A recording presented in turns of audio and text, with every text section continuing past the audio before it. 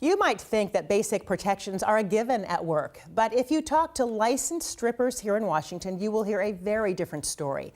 They are fighting to change the law to pass a stripper's Bill of Rights. It would include new safety training, panic buttons to be installed and maintained. It would mandate security personnel and repeal a law restricting adult entertainment establishments from having both liquor licenses and full or partial nudity. Tonight, we continue our conversation with a college professor, a single mom, a campaign manager, and an activist.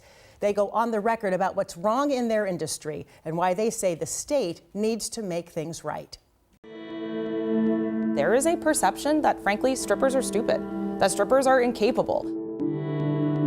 When people hear the word sex work, they're just like, oh, you're a prostitute. I came away at the end of the night, looked at the money in my hands, and was like, I should have done this a long time ago. One of the fundamental flaws of the Washington industry is that we are treated as the commodity. Let's start with the fact that you're all licensed. This is a legal profession in Washington. So what are the conditions that you currently work under that don't work for you? There is no policy, no regulation, no law telling clubs what sort of rights we have as contractors. We're alienated and we're cut off from resources and we're cut off from basic human rights like security and fair wage and equitable treatment by management. And that's what makes the work hard.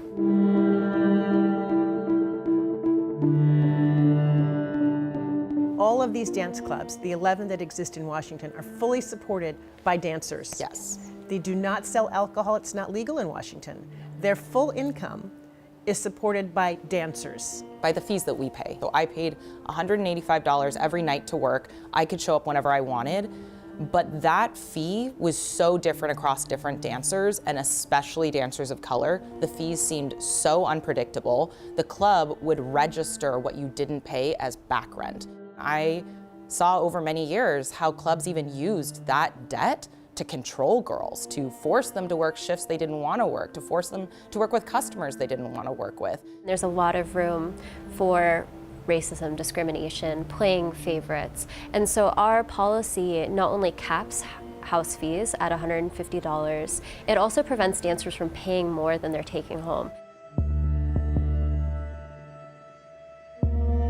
What part of the legislation would increase your safety in terms of your health and the risk that you face now in the workplace? So much. Even financial stability is a huge factor for safety. When we think about the risk for trafficking and the risk for physical assault and violence, those things are often linked and predicted by financial instability. There's accountability for clubs to show up, and they make sure that there are panic buttons in the VIP rooms that are subtle and that we can actually reach, that the customer blacklist means something. We have more options in who we dance with, and that's going to inherently make us safer. We are also decriminalizing portions of dancer conduct because from the get, pretty much as soon as we start working, we are criminalized, and that's really disempowering. What parts of dancing are being criminalized? Even as simply as being unclothed, right? We are only allowed to be unclothed on the stage. Some clubs, when you're hired, they will say you have to get naked on stage. But then you have customers approaching you and trying to do things that they don't even know are against the law. So you're risking breaking the law constantly at every little turn. So when you're dancing on stage, you are welcome to take off your outfit completely, but then the moment that a customer comes up to throw money on the stage, you've broken the law. Law enforcement in the state can hold that over our heads. You know, we don't even know when we're breaking the law and when we're not because it's written so vague.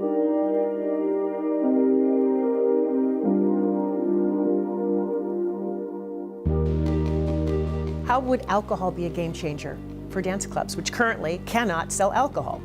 It means that dancers are not the only source of revenue. It means that there's more agency oversight making sure that things are safe. It means that a broader and more general population of the public is attending. In your mind, alcohol changes everything, doesn't it? It does. Absolutely. I think most dancers feel that way. It's often said that alcohol is prohibited in clubs in order to keep dancers safe, but I have never met a dancer that said that they prefer to work in a club that doesn't serve alcohol. See why you see so many of us go to Oregon, because there's general knowledge that we are safer there. Every state does, even Utah does. I mean, the reality is that there is alcohol in clubs now. It's just not regulated.